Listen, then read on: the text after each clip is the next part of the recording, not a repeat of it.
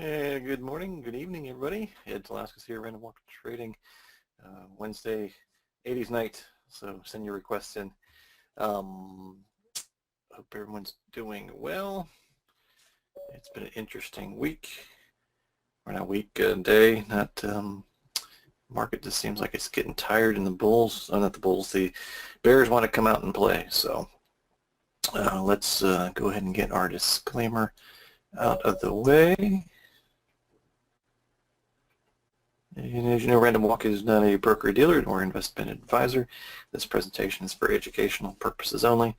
We don't know your situation and what level of risk is right for you, as we're not making any specific trade recommendations, as the risk in trading options can be substantial. So please be careful before placing any trades in your brokerage platform. Actual P&L can vary and be affected by liquidity, commissions, slippage, dog barking, cat meowing, that type of thing. So. And for those that can't make it, you would get a link. And tomorrow we got coming up jobless claims at 8:30. Fed survey coming out at 8:30 as well. And then the leading indicators coming out at 10. So could get some market action. We did see some today. Let's jump into that. And markets look like they're going to be okay, and then it started to descend throughout the day, and so we call a stalling day. Typically where there's hardly any movement, but above average volume, and very tight range, only down 4 points in the SPX, down to 23.38. Russell went up 5 points, $5.23 to 1367.13.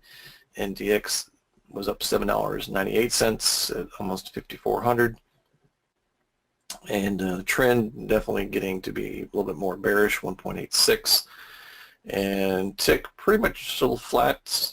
Had some extremes toward the end of the day, 3 o'clock at minus 1,300 there for a little bit, and then on the NASDAQ it was about 230-ish, and but not a whole lot of range. It just seemed like the market was just kind of petering out.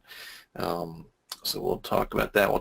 The one trade that we got filled in our premium segment. But let's get our trade of the day out of the way. And tomorrow we got, after the bell, we got a company called coming out with earnings. Got a nice IV rank of 76%. Obviously a little juicy. Got earnings coming up. Not a whole lot of movement we're expecting.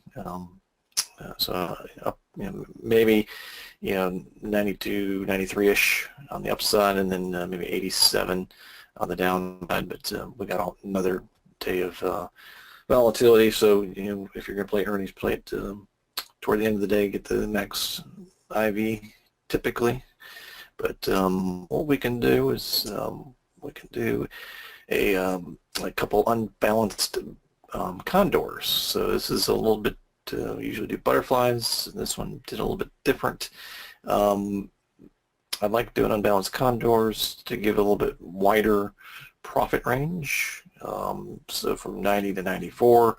Obviously we got a pretty good range. Now I'm also using April 28th options. I could have looked at the April 21st options expiring on Friday, but I wanted a little bit more juice in the options. I'm going out one more week to capture that. It can give me a little bit more negative theta, so hopefully that'll bleed out.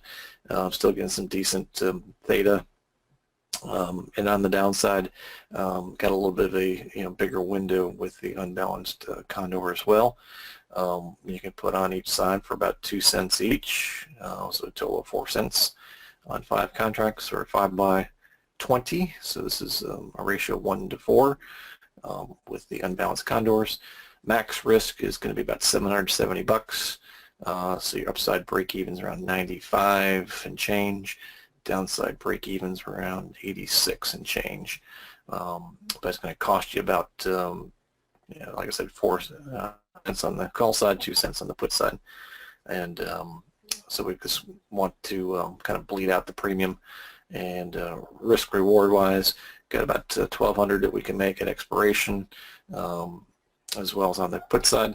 But with the unbalanced put condor, we got, like I said, a little bit wider range than we do with a normal butterfly. So that would be our potential trade of the day, if these are earnings play.